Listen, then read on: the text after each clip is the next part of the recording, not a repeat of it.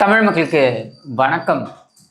நேத்தி ஒரு முக்கியமான ஒரு நிகழ்வு நடந்திருக்கு. நம்ம ரொம்ப எதிர்பார்த்தது. அதாவது இந்த தேர்தல் ரிசல்ட் வந்த உடனேயே இது நடக்கும் அப்படின்னு எதிர்பார்த்தோம். இருந்தாலும் அது கொஞ்சம் தாமதமாக ஒரு 10 நாளுக்கு அப்புறம் இது நடந்திருக்கு அப்படின்றதுனால அது உள்ளபடியே வரவேற்கிறோம். அது என்ன அப்படின்னாக்க, நம்ம சவுக்கு சங்கர் அவர் விடுதலை செய்யப்பட்டிருக்கிறார். அதாவது அவருடைய வழக்குகளில் தமிழக அரசாங்கம் அந்த கடுமையான போக்கு அப்படின்றதை கொஞ்சம் நிறுத்தி அவங்களுக்கு கொடுக்கக்கூடிய ரிலீஃப் எல்லாம் கொடுத்து, அது மட்டும் இல்லாமல் நீதிமன்றத்திலேயே பார்த்தீங்கன்னாக்க இந்த குண்டர் சட்டம் அப்படின்றது போடப்பட்டது கேள்விக்குறியாக்கப்பட்டு, அதற்கப்புறம் பார்த்தீங்கன்னா அந்த குண்டர் சட்டத்தையே வாபஸ் வாங்குவதாக அவங்களுடைய அந்த போர்டுன்னு வச்சிருப்பாங்க. அந்த உள்துறை அமைச்சகத்திற்கு அட்வைஸ் பண்ணக்கூடிய அந்த போர்டு அவங்க பரிந்துரை செய்ததாகவும் அதன் அடிப்படையில் அதை வாபஸ் வாங்குவதாகவும் சொல்லப்பட்டு, மற்ற வழக்குகள் எல்லாம் பிணை வாங்கி அவர் வெளியே வந்து விட்டார் அப்படின்றது தான். உள்ளபடியே இதில் ஒரு வருத்தமான விஷயம் என்ன அப்படின்னு பார்த்தீங்கன்னாக்க, அவருடைய தாயார் அவர் சிறையில் இருக்கும்போது பொழுது மறைந்தார் அப்படின்றது உள்ளபடியே அது வருத்தமான ஒரு விஷயம். ஏன்னா, நீங்கள் சில உறவுகள் திரும்ப ரீப்ளேஸ் பண்ண முடியாத இடத்துல அந்த மாதிரியான ஒரு இழப்பு அப்படின்றத நம்ம திரும்ப ஈடு செய்ய முடியாது அப்படின்ற ஒரு இடத்துல நாமும் கூட அவருக்கு நம்முடைய ஆழ்ந்த இரங்கலை தெரிவித்தோம். அது மட்டும் இல்லாமல் தமிழக அரசாங்கத்துடைய அந்த கடுமையான போக்கு, அதாவது ஸ்டாலின் தலைமையிலான அரசாங்கத்துடைய அந்த கடுமையான போக்கு அப்படின்றத நம்ம உள்ளபடியே கண்டித்தோம். பட் இது எல்லாம் ஒரு பக்கம் இருக்கையில், இந்த மாதிரியான ஒரு கடுமையான போக்கை காவல்துறை எடுக்கின்ற பொழுதெல்லாம், அதாவது கடந்த காலங்களில் நீங்கள் பார்த்தீங்கன்னாக்க காவல்துறை இது போல கடுமையாக நடந்து கொண்டிருக்கிறார்களா என்றால், யார் ஆட்சியில் இருந்தாலுமே கடுமையாக இப்படி நடந்து கொண்டிருக்கிறார்கள் அப்படின்றத பார்க்க முடிகிறது. ஆனால் அந்த கடுமை என்பது ஒவ்வொரு ஆட்சி காலத்திலையும் பார்த்தீங்கன்னாக்க அது பரிணாம வளர்ச்சி மாதிரி அடுத்த வளர்ச்சியை நோக்கி அது போகுது. இன்னும் கடுமையா அப்படின்னு போகுது. அது எந்த அளவுக்கு போச்சு அப்படின்னா, கடந்த ஆட்சி காலத்தில் என்ன வேண்டுமானாலும் செய்யலாம், காவல்துறை நினைத்தால் எதை வேண்டுமானாலும் செய்யலாம் அப்படின்ற ஒரு இடத்திற்கு அது தள்ளப்பட்டது அப்படின்னு தான் நம்ம சொல்லணும். அதோடைய பாதிப்புக்கு உள்ளானவர்கள் அப்படின்னு பார்த்தீங்கன்னாக்க சவுக்கு சங்கரும் முக்கியமான ஒரு நபர் அப்படின்னு சொல்லலாம். ஆனால் அந்த ஆட்சி பதவி ஏற்ற உடனேயே அப்பொழுது அவர்கள் எடுத்த முதல் நடவடிக்கையே எனக்கு எதிரானது தான். அவங்க மே 7ஆம் தேதி ஸ்டாலின் தலைமையிலான அந்த 7.5 ஆட்சி அது பதவி ஏற்றுக்கொண்டது 2021. ஜூன் 14 நான் கைது செய்யப்படுறேன். எனக்கு எதிராக இந்த குண்டர் சட்டம் அப்படின்றது ஜூன் 26ஆம் தேதி பிரகடனப்படுத்தப்படுகிறது. நான் குண்டர் சட்டத்தில் இருக்கிற அதே காலகட்டத்தில் பார்த்தீங்கன்னாக்க பல நபர்கள் இந்த அரசாங்கத்திற்கு ஒரு நரேட்டிவ் செட் பண்ணோம் அப்படின்றதுக்காகவும், உதாரணத்திற்கு பார்த்தீங்கன்னா பத்மா சேஷாத்ரி அப்படின்ற அந்த பள்ளிக்கூடத்தில் இருந்த ஒரு ஆசிரியர், ராஜகோபால்னு நினைக்கிறேன் அவர் பேர், அவர் மீது கடுமையான குற்றச்சாட்டுகள் வைக்கப்பட்டு, அப்போ பார்த்தீங்கன்னா அது மிகப்பெரிய ஒரு பேசுபொருளாகவே மாறிச்சு. அதாவது மீடியாவில் ஒரு நரேட்டிவாகவே மாற்றிட்டாங்க. 500 குழந்தைகள் பாதிக்கப்பட்டன. அந்த மாணவர்கள் கிட்டத்தட்ட 10,000 குழந்தைகள் அந்த பள்ளிக்கூடத்தில் படிக்கிறாங்க. அதாவது 3 பள்ளிக்கூடங்கள் அவங்க பிரான்ச் இருக்குது அஃபிஷியலாக அப்படின்ற நிலையில். இப்போ இன்னும் கூட நிறைய இருக்கும். 10,000 குழந்தைகள் படிக்கக்கூடிய இடத்துல 500 குழந்தைகள் பாதிக்கப்பட்டார்கள், 1000 குழந்தைகள் பாதிக்கப்பட்டார்கள், இப்படின்ட்டுலாம் இவர்கள் கதைகளை கட்டி சிறையில் அடைத்ததோடு இல்லாமல் அவருக்கும் அதே சமயத்தில் காலகட்டத்திலாம் பார்த்தீங்கன்னாக்கா போக்சோ, குண்டாஸ் இதெல்லாம் போட்டாங்க. இன்றைக்கி அந்த வழக்கு என்ன ஆச்சு அப்படின்னா ஒன்றும் கிடையாது. ஏன்னா எவிடன்ஸ் இருந்தால் தானே நீ கொண்டு போய் சேர்க்க முடியும். நீ நரேட்டிவ் செட் பண்ணுன்றதுக்காக வழக்கு போடுற. கலாச்சேத்ராவில் ஒருத்தர் மீது அப்படி தான் வழக்கு போட்டாங்க. இப்படியெல்லாம் செய்து தினம் ஒரு நியூஸை கொண்டு வரணும், தினம் ஒரு பரபரப்பை ஏற்படுத்தணும், தினம் திசை திருப்பணும் அப்படின்றதுக்காகவே ஒரு டீமே வேலை செய்து கொண்டிருந்தது.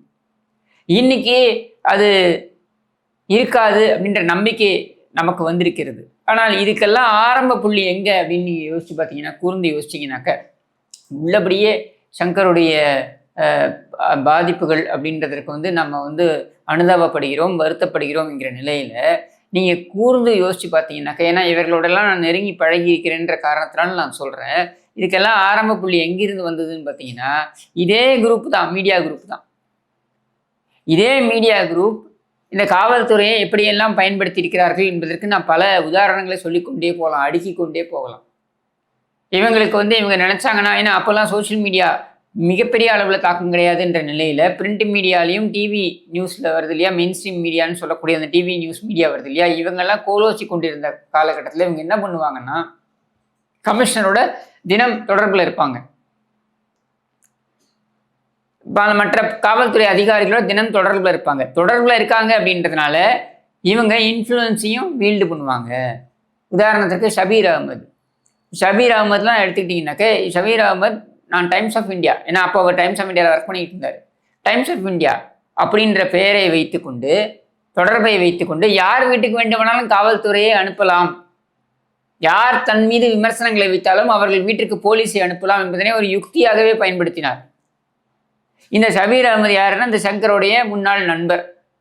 இவங்க எல்லாருமே என்ன பண்ணுவாங்கன்னா, இவங்களுக்கு எதிராக யார் யாரெல்லாம் கருத்துக்களை தெரிவித்துக் கொண்டிருந்தார்களோ அவர்கள் எல்லார் வீட்டுக்கும் பார்த்தீங்கன்னா காவல்துறையை அனுப்புவது, காவல்துறையில் தன்னுடைய தொடர்புகளை வைத்து அவர்களை மிரட்டுவது, இப்படின்றத ஒரு வழக்கமாகவே வைத்திருந்தார்கள். அப்போ அந்த அவர்கள் ஆரம்பித்து வைத்தது இருக்கு இல்லையா, அது அடுத்த கட்டத்தை நோக்கி போனது. யார் ஆட்சியில் இருந்தாலும் சரி, நான் சொல்றது பார்த்தீங்கன்னா, நான் சொல்றது 2011, 12, 13 காலகட்டங்களில் அதிமுக ஆட்சியில் இருந்தது.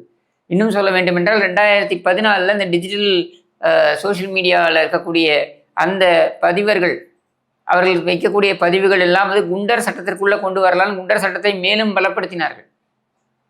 அப்படி பலப்படுத்தியதன் காரணமாக போடப்பட்ட வழக்குகளை ஏதாவது ஒன்று திமுக ஆட்கள் மீது அதிகப்படியாக போடப்பட்டதா என்றால் இல்லை. ஏன்னா கருப்பர் கூட்டம் மாதிரி ஏதாவது 1-2 ஆட்கள் மேலே போட்டுக்கலாம். மற்றபடி பார்த்தீங்கன்னாக்க அது முழுக்க முழுக்க யாருக்கு எதிராக பயன்படுத்தப்பட்டது என்றால், அன்றைய தினம் இந்த பத்திரிகையாளர்களாக இருக்கக்கூடிய இவர்கள் ஒரு மாஃபியா மாதிரி இயங்கி கொண்டு இவர்கள் யார் யாரை காட்டுகிறார்களோ அவர்கள் வீட்டுக்கெல்லாம் போலீஸ். உதாரணத்துக்கு 2018-19 காலகட்டங்களில் 6 மணி 5 மணிலேருந்து 6 மணிக்குள்ள என் வீட்டில் பெல் அடிக்கிறதுனாலே ஏதோ ஒரு இவங்க அமைச்சிருக்காங்க, டீம் அமைச்சிருக்காங்க என் வீட்டுக்குன்னு அர்த்தம். அப்படி தான் எடுத்துப்பேன் நான். இத்தனைக்கும் அதிமுக ஆட்சி. என்னன்னா அப்போ இருக்கக்கூடிய கமிஷனருக்கு இவங்க ஃபோன் பண்ணி சொல்லிட்டு, இந்த பத்திரிகையாளர்கள்லாம் இவன் எங்களை கண்ணாப்பண்ணான்னு திட்டுறான், எங்களை கண்ணாப்பண்ணான்னு பேசுகிறான், இவங்க வீட்டுக்கு போலீஸ் அனுப்புங்க. கண்ணாப்பண்ணான்னு பேசுனா நீ டிஃபமேஷன் போடு, கோர்ட்டுக்கு போ, ஏன் காவல்துறையை அனுப்புகிற? ஏன்னா உனக்கு கமிஷனர் தெரியும், அவரோட உனக்கு தனிப்பட்ட தொடர்பு இருக்குது. நீ நினைத்தால் அவரை பாராட்டி ஒரு ஆர்டிக்கிளை கொண்டு வர முடியும் நியூஸ் பேப்பரில். நீ நினைத்தால் அவரை பாராட்டி நீ வந்து செய்தி ஊடகங்களில் பேச முடியும். நீ நினைத்தால் அவரை தூக்கி வைத்தும் பேச முடியும், அவர்களை நீ கீழையும் போட முடியும். அப்படின்ற ஒரு நிலை இருந்த காரணத்தினால நீங்கள் அதை தவறாக பயன்படுத்தினீர்கள். ஒரு காலத்தில் நீங்கள் தவறாக பயன்படுத்தியது அதுக்கப்புறம் பார்த்தீங்கன்னா உங்களுக்கு எதிராகவே திரும்பியது. இதே சங்கர் எத்தனை பேரை மிரட்டி இருக்கிறார் தெரியுமா? உன் வீட்டுக்கு நாளைக்கு போலீஸ் அனுப்பிட்டோமா, இந்த மாதிரியான மெசேஜ் எல்லாம் அவர் அனுப்பியது என்கிட்ட ஏராளம் இருக்குது. எனக்கு மட்டும் இல்லை, நிறைய பேருக்கு. சரியா? இப்போ இதையெல்லாம் சொல்கிறதுனால நான் சங்கருக்கு எதிராக நடந்த அநீதியை வந்து எந்த இடத்துலையும் நான் நியாயப்படுத்தலை. ஆனால் நீங்கள் ஆரம்பித்து வைத்த ஒரு தவறான ஒரு முன் உதாரணம் என்பது எங்கே கொண்டு போய் நிறுத்தியிருக்கு பாருங்க. உங்களுக்கு எதிராகவே அது வந்திருக்கிறது. என்றைக்குமே ஆட்சியாளர்களோட நம்ம நெருக்கமாக இருக்கோம், இல்லை ஆளும் தரப்புல ஆளும் தரப்புன்னு சொல்கிறதையே விட தப்புன்னு கூட நிறைய பேர் சொல்கிறாங்க. அதை நானும் உள்ளபடியே இருக்கிறேன். நிர்வாகத்துக்கு வந்திருப்பவர் தரப்பு அப்படின்னு வேணால் சொல்லலாம். அப்படி இருப்பவர்கள் தரப்பு இருக்கு இல்லையா, அவங்க கூட நம்ம நெருக்கம் அல்லது அவங்க நம்மகிட்ட பேசுகிறாங்கன்றத நம்முடைய தனிப்பட்ட சுயநலத்திற்காக நம்ம பயன்படுத்தக்கூடாது. அதில் நான் ரொம்ப தெளிவாக இருப்பேன். அது எந்த தலைமையாக இருக்கலாம். ஒரு கட்சியோடைய தலைமையோடவே எனக்கு ஒரு நெருக்கம் ஏற்பட்டால் நம்மளுடைய சுயநலத்துக்கு அதை வந்து பயன்படுத்தக்கூடாது அப்படின்றதுல ரொம்ப குறியாக இருப்பேன், நான் தெளிவாக இருப்பேன்.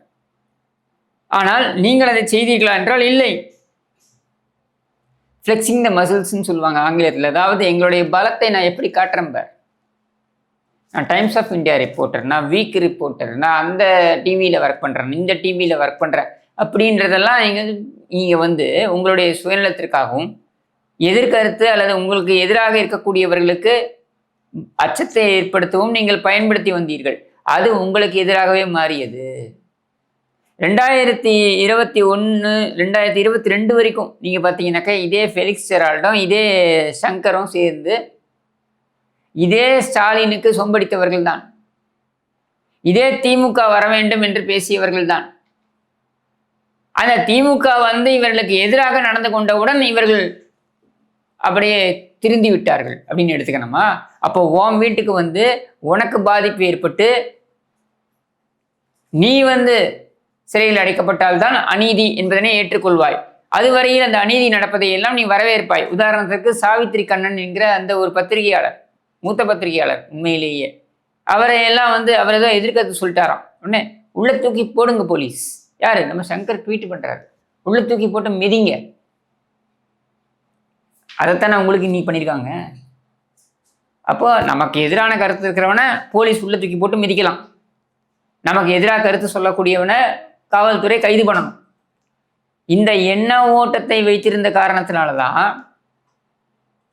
நாளைக்கு உங்களுக்கு எதிராக வரும்பொழுது முழுமையான ஆதரவு வந்துதானா? வராது. எப்படி வரும்? அதே போல காவல்துறையில ஒரு டிபார்ட்மெண்ட்டை கையில வச்சுக்கிட்டு, டிபார்ட்மெண்ட்ல ஒரு ஒரு ஒரு பகுதியை கையில வச்சுக்கிட்டு இன்னொரு பகுதியிட்ட சண்டை போடுறது அப்படின்றது என்னன்னா, உங்களுடைய காவல்துறைக்குள்ள சகோதர யுத்தம்னு வச்சுக்கலாமா? இல்லை காவல்துறைக்குள்ள நடக்கக்கூடிய இன்டர்னல் பாலிட்டிக்ஸ். இந்த இன்டர்னல் பாலிட்டிக்ஸுக்கு நீங்க என்ன பண்றீங்க? சங்கர் போன்ற ஆட்களை பயன்படுத்துகிறார்கள் என்கிற நிலையில ஒரு தரப்பினரை மட்டும் மிக மோசமாக, மட்டமாக, கேவலமாக பேசுறது. அப்போ அந்த ஒரு தரப்பினரை மட்டமாக, கேவலமாக பேசும் பொழுது இன்னொரு தரப்பினர் அவங்க பழிவாங்கும் நடவடிக்கையில் இறங்கினா காவல்துறையின் அராஜகத்தை பாரீர் அப்படின்னு சொல்றது எப்படி ஏற்றுக்க முடியும்? நிறைய உதாரணங்களை என்னால் பேசிக்கிட்டே போக முடியும். நிறைய விஷயங்களை என்னால் பட்டியலிட முடியும். அதெல்லாம் நான் அதை இங்கே பட்டியலிடுவதற்கான தருணம் இது கிடையாதுன்னு நான் நினைக்கிறேன்.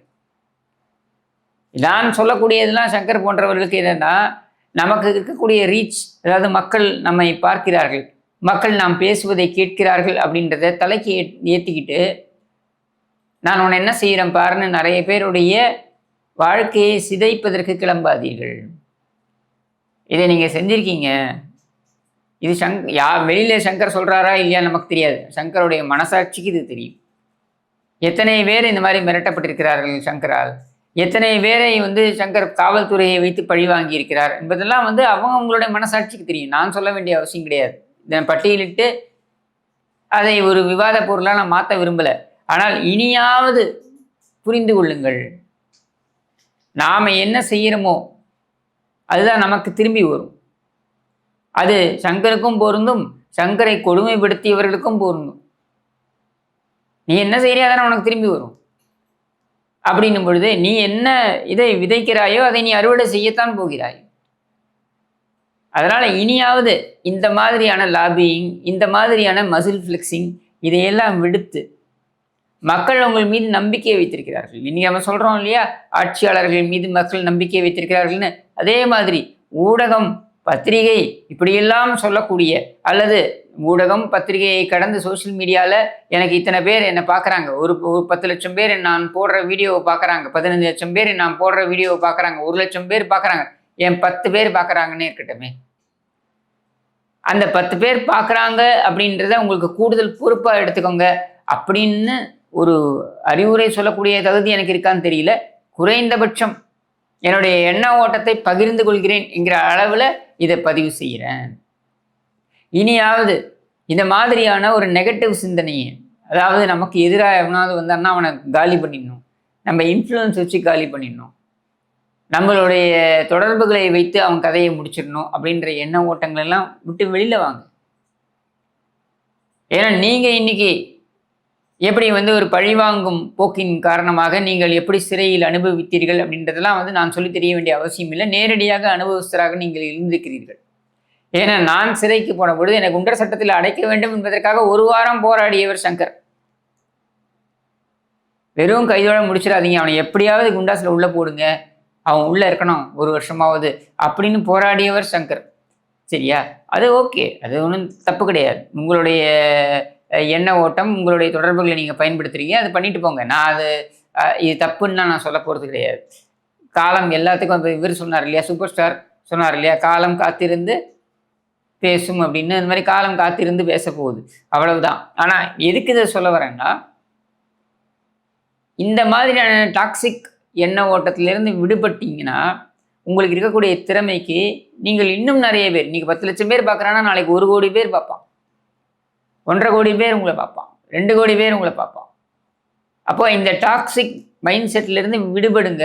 நீங்கள் மட்டும் இல்லை, இந்த பத்திரிகையாளர்கள், இந்த மீடியா அப்படின்னு சொல்லக்கூடியவர்கள் இருக்காங்க இல்லையா, இன்னைக்கு எல்லாரும் மீடியா என்பதனை புரிந்து கொள்ளுங்கள். அந்த எல்லாரும் மீடியா என்பதனை நீங்கள் என்ன நினைக்கிறீங்கன்னா, இன்ஸ்டாகிராமினால் வெற்றி பெற்று விட்டார்கள். இன்ஸ்டாகிராம்னால வெற்றி பெற்றதெல்லாம் இல்லை, தகவல்களை யார் வேண்டுமானாலும் பேசலாம்ன்ற நிலை இன்னைக்கு உருவாகிடுச்சு. நீ மீடியான்னு வைத்துக்கொண்டு நீ பரப்புரை செய்வதுதான் செய்தி, நீ உருவாக்குவதுதான் செய்தி, நீ கொண்டு போய் சேர்ப்பதுதான் செய்தி, நீ கொண்டு போய் வைப்பதுதான் கருத்தியல் என்று இருந்த காலம் இன்றைக்கு மாறிவிட்டது. தனிநபர்கள் ஒவ்வொருவரும் பேச ஆரம்பித்து விட்டார்கள். அந்த தனிநபர்கள் ஒவ்வொருவரும் பேசுவதை மக்கள் கேட்க ஆரம்பித்து விட்டார்கள், பார்க்க ஆரம்பித்து விட்டார்கள். அப்ப அவங்களுக்கு தெரிஞ்சு போச்சு. ஒவ்வொருத்தரும் ஒரு மீடியாவா மாறி நிற்கிறான் இன்னைக்கு. அப்போ அந்த மீடியாவா மாறி நிற்க கூடியவன் அவன் உண்மையா சொல்றானா பொய் சொல்றானா அப்படின்றத மக்கள் ஒரு சில காலத்துல புரிஞ்சுப்பாங்க. முதல்ல ஒரு 10 வீடியோ நம்புவாங்க, 11வது வீடியோ என்ன தெரியுமா வரும், ஓ இவன் இப்படியே தான்ப்பா பேசிக்கிட்டு இருப்பான் அப்படின்ட்டு. மக்கள் நான் எப்பவுமே சொல்லக்கூடியது, மக்களை முட்டாள்கள் என்றோ மக்களுக்கு அறிவு கம்மி என்றோ நினைப்பதே முதல்ல தவறு. நம்மை விட அதிகமான அறிவுபூர்வமான நபர்கள் தான் மக்கள் அப்படின்ற எண்ண ஓட்டம் முதல்ல நமக்குள்ள வரணும். என்னைக்காக இருந்தாலும் மக்கள் உண்மையை புரிந்து கொள்வார்கள், தெரிந்து கொள்வார்கள் அப்படின்றதான் யதார்த்தமான உண்மை. அப்போ இந்த யதார்த்தமான உண்மை இருக்கு இல்லையா, அது உங்களுக்கெல்லாம் வலிக்குது. நீங்க முன்னாடியெல்லாம் நீங்க சொல்றதுதான் செய்தின்னு இருந்த காலம் போய் அவரவர் இன்னைக்கு செய்தியை உருவாக்க முடியும் என்கிற நிலை வந்து விட்டது. அதன் உண்மைத்தன்மை என்ன அப்படின்றது விவாத பொருளாக ஆகிவிட்டது. இதுதான் ஆரோக்கியமான ஒரு சமுதாயம். அப்ப இந்த ஆரோக்கியமான சமுதாயத்தை பார்த்து நீங்கள் பயப்படுகிறீர்கள். அதோடைய வெளிப்பாடு தான் ஸ்டாலின்லேருந்து ஆரம்பிச்சு இன்ஸ்டாகிராமை பார்த்து எல்லாரும் நம்பிடுறாங்க, வாட்ஸ்அப்ல வரக்கூடிய தகவலை பார்த்து நம்பிடுறாங்க. இன்ஸ்டாகிராம், வாட்ஸ்அப் போன்றவற்றை நீங்கள் முரசொலி போன்றவற்றை வைத்து பரப்பி கொண்டிருந்தீர்கள், சன் டிவி போன்றவற்றை வைத்து பரப்பி கொண்டிருந்தீர்கள்.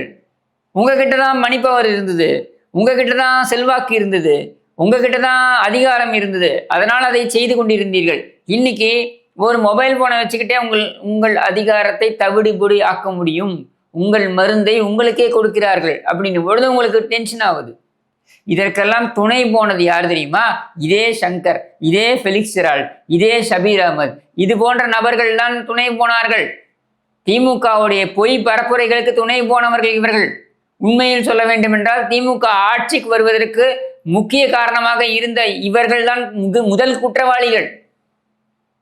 அது அவர்களே கடிக்க ஆரம்பித்த பின்னர் அப்படியே நல்லவர்கள் போல ஒரு வேஷம் போடுறது அப்படின்றதெல்லாம் மக்கள் இன்னைக்கு ஏத்துக்கலாம். ஆனால் கண்டிப்பாக உணர்வார்கள் அல்லது திரும்பி பார்த்தார்கள் என்றால் வரலாறை அப்படியே திரும்பி போய் பாருங்க. ரொம்ப பெரிய இதெல்லாம் இல்லை, டிஜிட்டலில் அழிக்கலாம் முடியாது, எல்லாத்தையும் அழிக்க முடியாது. அப்படியே போய் பாருங்க 2021 2022 இவர்கள் எல்லாம் போட்ட வேடங்கள் என்னன்றதை பாருங்க, என்ன மாதிரியான பேச்சுக்கள்லாம் பேசினாங்கன்றதை பாருங்க. இன்னைக்கு மாறி இருப்பதற்கான காரணம் ஏற்கனவே நான் சொன்னது போல அவர்களை நோக்கி, இவர்கள் வளர்த்த நாய் அவர்களை நோக்கியே திரும்பி கடிக்க ஆரம்பித்த பின்னர் குத்துதே குடையுதேன்னு திரும்பி நம்மகிட்ட ஓடி வந்தாங்க. இவ்வளவுதான் உண்மை. இன்னைக்கு இதையெல்லாம் ஆற அமர சிறையில இருக்கட்டும், இன்னைக்கு வெளியில வந்ததுக்கு அப்புறமா இருக்கட்டும், இவங்கெல்லாம் யோசிப்பாங்கன்னு நம்புவோம். இனியாவது இந்த டாக்ஸிக் நெகட்டிவ் மைண்ட் செட்ல இருந்து வெளியில வாங்க, இந்த லாபியிங்ல இருந்து வெளியில வாங்க என்று கூறி விடைபெறுகிறேன். நன்றி, வணக்கம்.